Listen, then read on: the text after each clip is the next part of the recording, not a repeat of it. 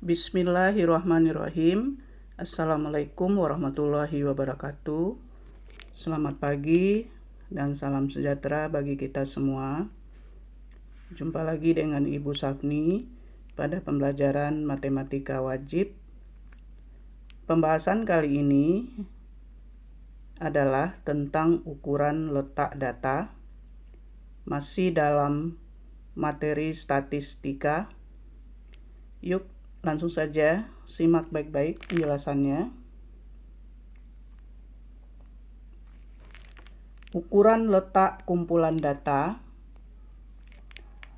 Ukuran letak kumpulan data merupakan batas nilai yang membagi data menjadi beberapa bagian. Ukuran ini meliputi kuartil, desil, dan persentil.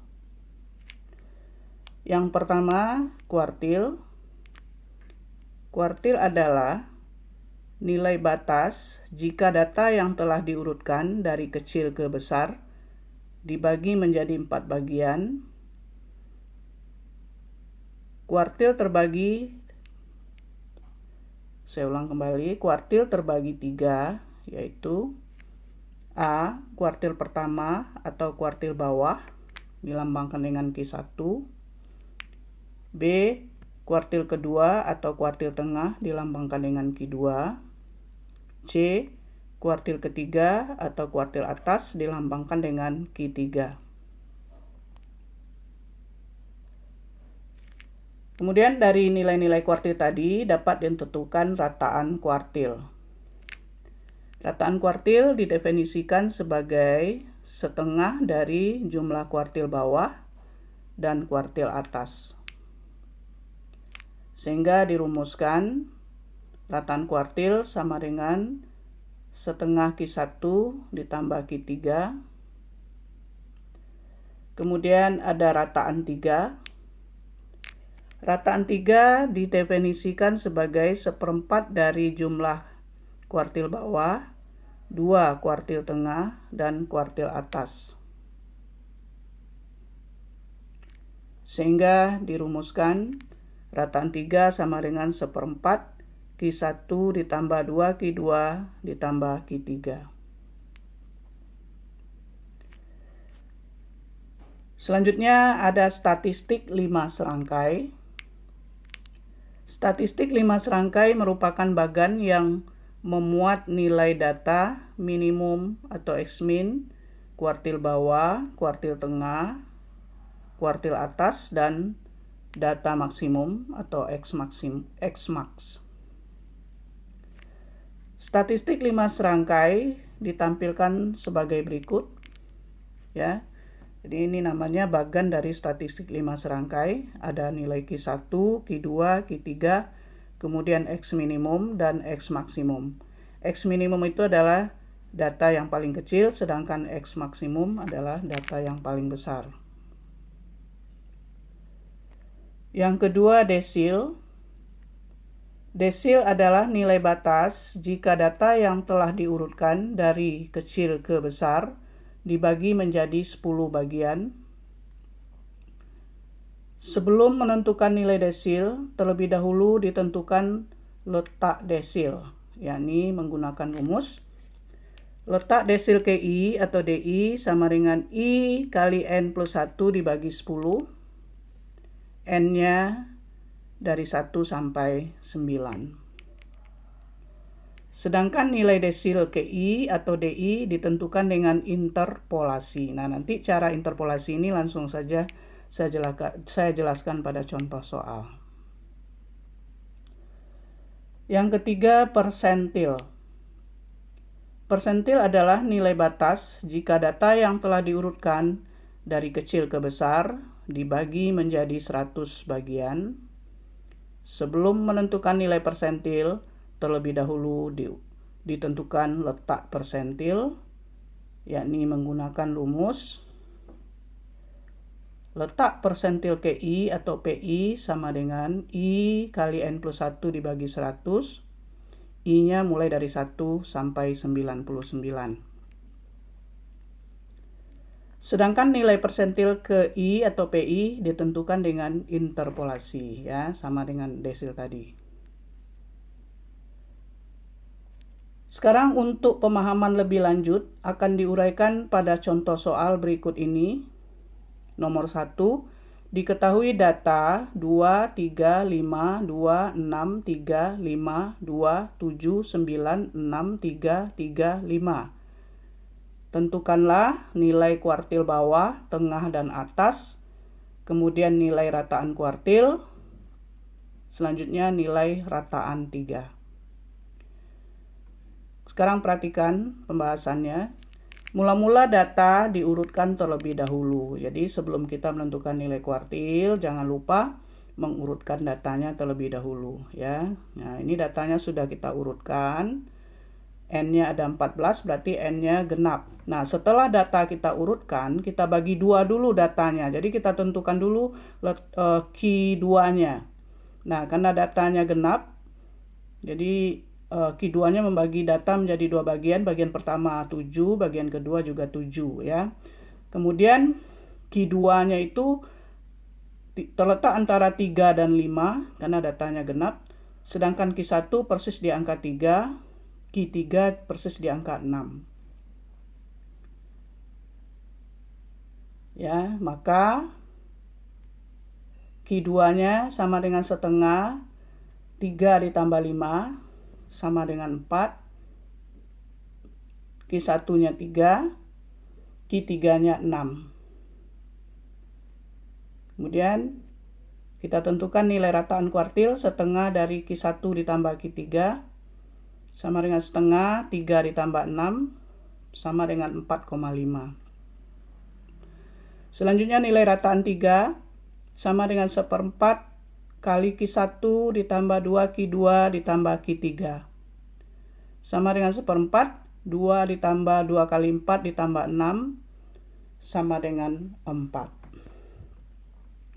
Kita lanjutkan contoh yang kedua. Untuk soal nomor 1 di atas, gambarkanlah statistik 5 serangkainya. Nah, jadi datanya dari nomor 1.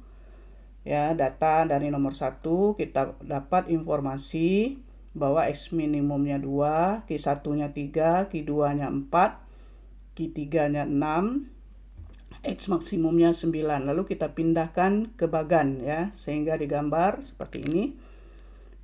Jadi ada Q1 sama dengan 1, Q2 sama dengan 4, Q3 sama dengan 6, X minimumnya 2, X maksimumnya 9. Nah, ini namanya bagan statistik 5 serangkai. Nomor 3, diketahui data 6, 8, 5, 7, 4, 9, 8, 7, 7, 4, 6, 4, 5. Tentukanlah nilai kuartil bawah, tengah, dan atas, nilai rataan kuartil, kemudian nilai rataan 3. Ya, jadi mula-mula kita urutkan datanya terlebih dahulu, seperti ini. Nah, ini datanya sudah kita urutkan dan N-nya ganjil, jadi N-nya sama dengan 13. Maka kalau N-nya ganjil, maka Q2-nya persis data yang di tengah, yaitu jatuhnya di angka 6. Sedangkan Q1-nya terletak antara 4 dan 5, Q3-nya terletak antara 7 dan 8. Maka Q2-nya sama dengan 6, Q1-nya sama dengan setengah dari 4 tambah 5 sama dengan 4,5, Q3-nya sama dengan setengah dari 7 tambah 8 sama dengan 7,5. Lalu nilai rataan kuartil setengah dari Q1 ditambah Q3, jadi setengah dari 4,5 ditambah 7,5 sama dengan 6. Nilai rataan 3 1/4 dari Q1 ditambah 2 Q2 ditambah Q3 sama dengan 1/4 kali 4,5 ditambah 2 kali 6 ditambah 7,5 sama dengan 6. Kita lanjutkan ke contoh berikut, nomor 4.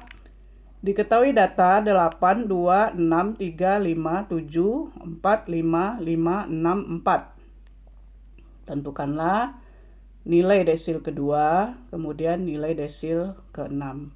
Pembahasan kita perhatikan. Nah, data diurutkan terlebih dahulu. Ya, kemudian kita hitung N-nya ada 11.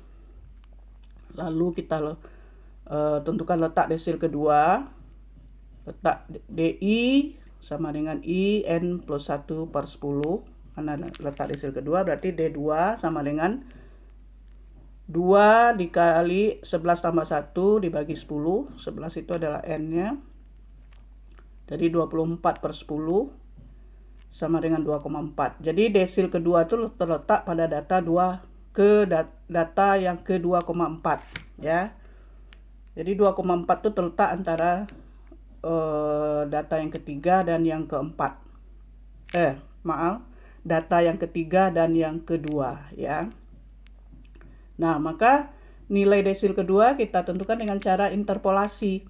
Jadi D2 sama dengan X2 ditambah 0,4 dikali X3 dikurang X2. Jadi X2 itu dilihat dari letaknya. Jadi letaknya tadi kan di 2,4 ya. Berarti di data yang kedua X2 0,4 itu selisihnya. Jadi 2,4 itu dengan 2 kan berselisih 0,4. Jadi kita ambil dari situ 0,4 X3 dikurang X2 karena 2,4 itu terletak antara data yang ketiga dan yang kedua.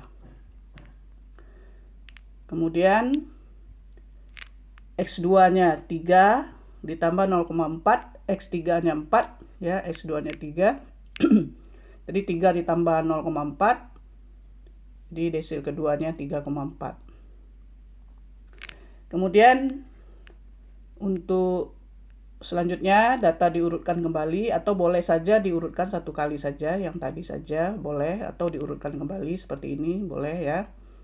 Nah, kemudian kita tentukan letak desil ke-6, letak DI I kali N plus 1 dibagi 10. Jadi letak desil ke-6-nya sama dengan 6 kali 11 tambah 1 per 10 karena N-nya 11. Jadi 72 per 10. Jadi dia letaknya di data yang ke 7,2 ya. Selisihnya 0,2. Jadi X7 antara X7 dan X ke 8. Jadi D6-nya X7 ya, karena tadi 7,2 ditambah 0,2. 0,2 itu adalah dari 7,2 tadi, selisih 0,2. Kemudian 7,2 kan terletak antara X ke 8 dan X ke 7. Jadi X ke 8 dikurang X ke 7. X ke 7-nya 5 ditambah 0,2. X ke 8-nya 6 dikurang X ke 7-nya 5. Jadi 5 ditambah 0,2.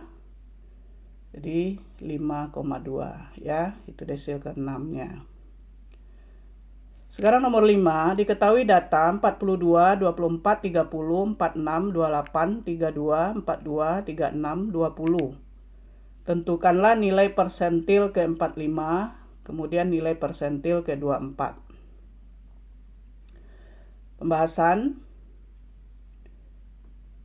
Data diurutkan ya menjadi seperti ini. Nah, N-nya sama dengan 9. Kemudian kita tentukan letak persentil ke-45 ya, PI I kali N plus 1 per 100. Kemudian 45 kali 9 tambah 1 per 100. Jadi 450 dibagi 100 jadi 4,5. Nah, persentil ke-45 kita gunakan interpolasi. Persentil ke-45 sama dengan X ke-4 ya, dari 4,5-nya itu selisihnya 0,5. Jadi X ke-5 dikurang X ke-4. Persentil ke-45, X ke-4-nya 30. Ditambah 0,5 kali 32 dikurang 30 ya, X ke-5-nya 32.